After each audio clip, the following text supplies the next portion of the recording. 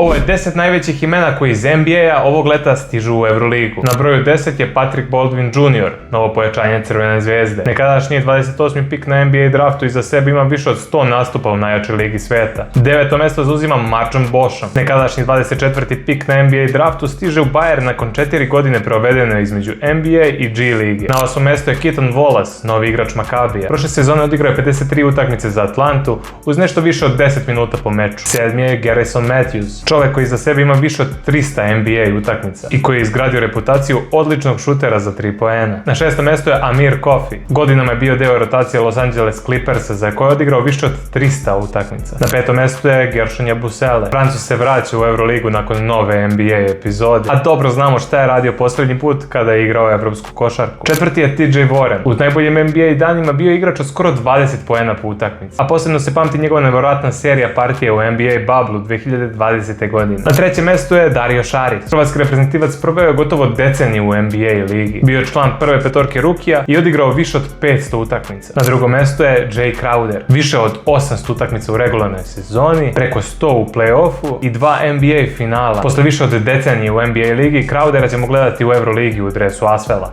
Ali broj 1 teško da je mogao biti bilo ko drugi. Jonas Valanciunas. 5. pik NBA drafta iz 2011. godine, 14 sezona i više od 1000 odigranih NBA utakmica. Godinama je bio startni centar u najjačoj ligi sveta i sada se vraća u Litvaniju i oblači dres Žalgirisa. Ko će od ovih NBA imena ostaviti najveći trag u Europi? Pišite nam u komentarima.